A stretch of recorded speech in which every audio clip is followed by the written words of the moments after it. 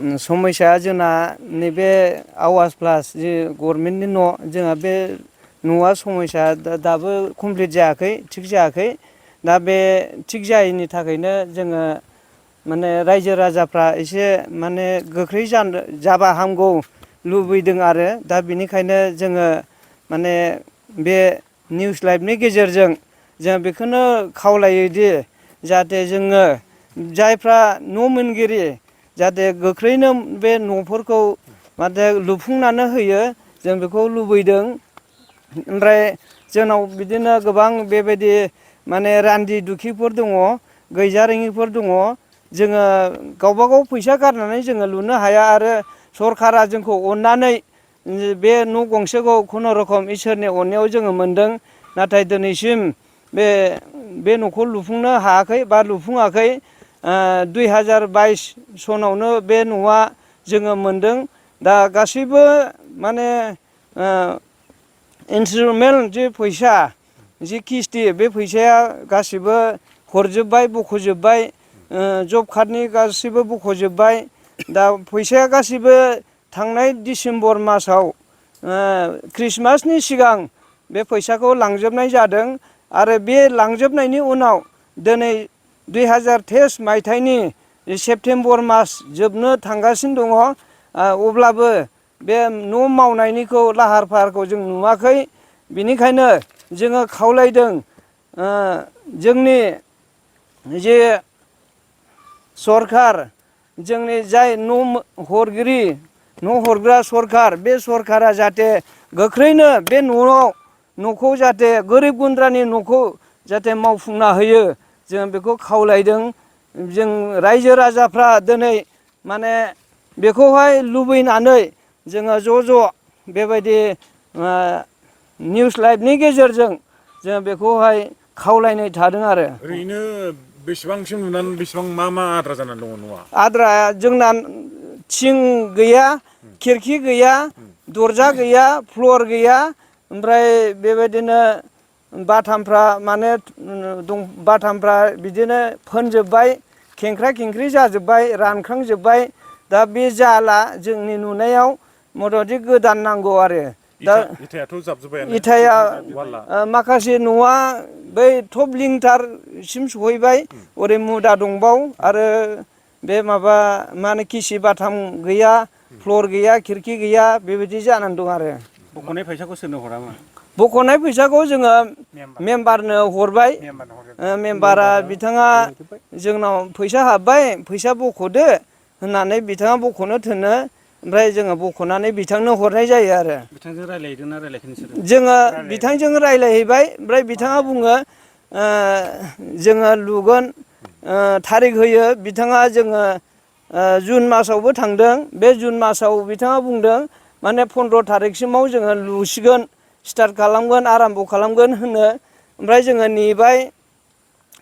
नेयै दिनैसिमबो गैया बिनिफ्राय जोङो दाख्लै थांबावबाय बिथाङा होनदों भिडिअ'जों रायज्लायहैनो भिडिअ'जोंबो जोङो रायज्लायहैबाय भिडिअ'आ बुंबाय इन्जिनियार फैग्रोथों ओमफ्राय इन्जिनियारा फैबाय ओमफ्राय दा इन्जिनियारखौ बुंदों आरो सप्तासेनो नेथ'दो इन्जिनियारा फैबानो माने मिटिं खालामनानै जोङो मावसिगोन बे खोथाखौ बुंदों आरो ओमफ्राय दिनैसिम गैया बिदि जादों आरो मा गामियाव गोलैयो जोंना सान्थिपुर बिसिडिसिनि सिङाव थानाय 2 नं अदालगुरि जोंनि गामिया मा नाम मेम्बारालाय मेम्बारनि नामा अनन्त नार्जारि मा खावलायनो सानो मा मोनथिनो लुबैयो बिथांनिफ्राय बिथांनिफ्राय जोङो बेनो जोंहा जे न' नांगौ आरो जोङो बे न'खौ गोख्रै लुफुंनांगौ ओमफ्राय बे जाहाथे जोङो गोरिब गुन्द्रा मानसिफ्रा जाहाथे गोजोनै थानो मोनो बे न'आव भबिसतआव जोङो बे न'खौ मोनबावगोन जोंहा आसा गैया बे गोबावजों खबसे इसोरनि अननायाव मोननाय सरकारा जोंनो हरदों आरो बे हरनायखौबो जुदि जोङो लुफुंजानायखौ जुदि मोनाबा जोंहा गोरिब गुन्द्रा हिसाबै गैजायै हिसाबै जोंहा लुनाबो लानो रोंखानाय नङा आरो जोंहा बिदिनो माने दुखु थागोन आरो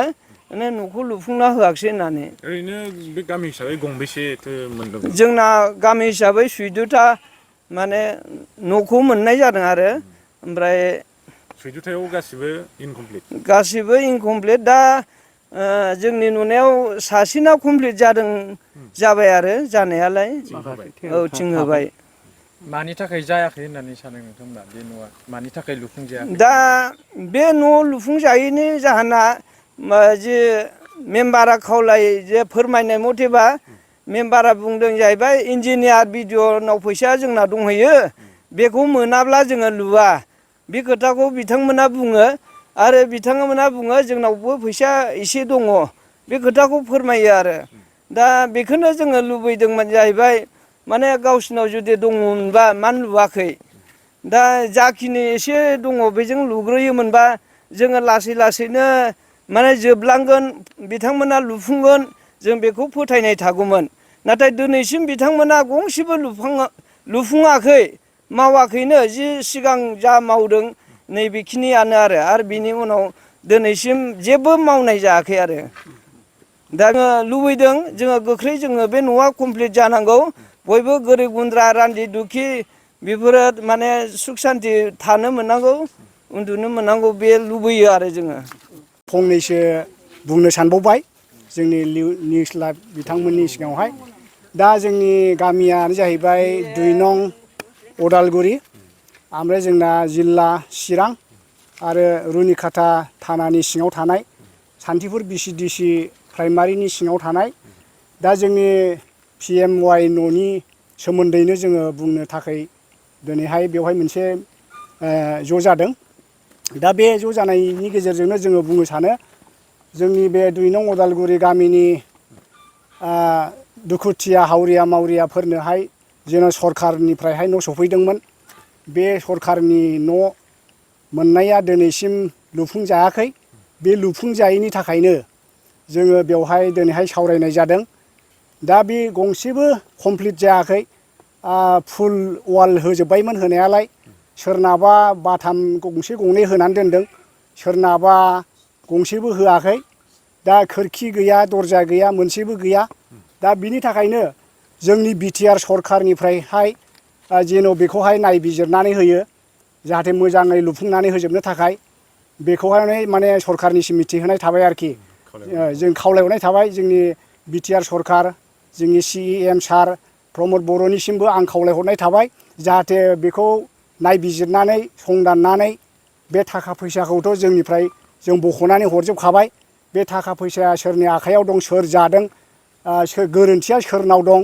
बेखौ जाहाथे सरखारा नायबिजिरनानै होयो नैबेनो आरोखि जोंनि बे दुखुथिया हावरिया मावरिया दिनैसिम गेग्रे गेथेब न'आव थानांनानै दङ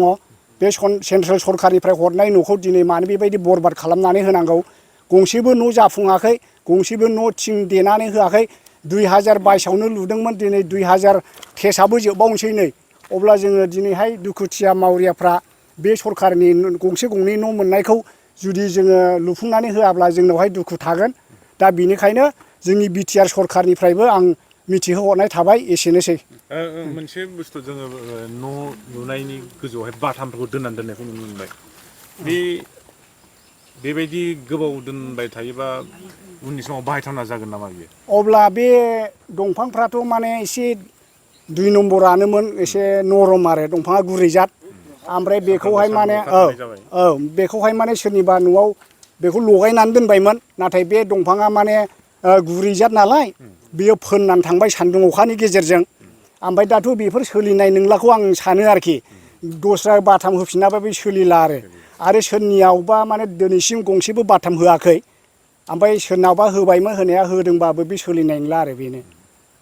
न' लुफुङैनि गुबै दायनिगिरिया सोर न' लुफुङैनि दायनिगिरिया जोङो जोंनि प्राइमारि मेम्बारनिफ्राय जोङो सोंहैयो रायलायहैयो नाथाय बिथाङा बुङो आं बोरै थैनो हानो थाखायाथ' आंनाव गैया BDO इन्जिनियारनावसो दंहैयो थाखाया माखासे थिं बायनांगौनि फैसाया बिदि होननानै बुङो आरोखि ओमफ्राय जों रायजोफोरखौ खेबसेखालि लेंलांनानै जों सोंहैबाय थांनानै BDO इन्जिनियाराबो माने बिदिनो बुंहरदों आरो आङो उनाव एसे थारिख लानानैहाय माबागोन खबर लाहैगोन र'ल' होनहरो ओमफ्राय आरो जोङो फैनानै मेम्बारजों रायलायफैयो मेम्बाराबो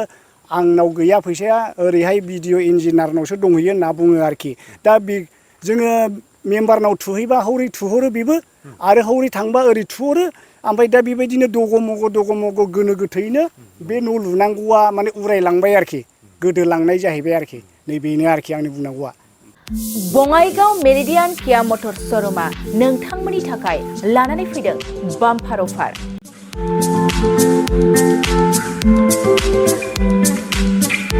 नोंथांमोना सोरबाफोर मेरिडियान किया मटर श'रुमनिफ्राय गारि बायनो गोसो दं अब्ला बङाइगावआव थांनानै बायहैनो हागोन। बे बाम्पार अफारफ्रानो जाहैबाय सेल्टस गारियाव 1,25,000, केरेन्स गारियाव 1,50,000, सनिक गारियाव 50,000सिम खम बेसेनाव मोननो हागोन।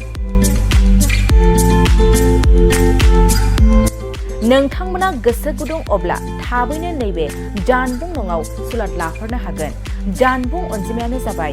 0629 213 4455।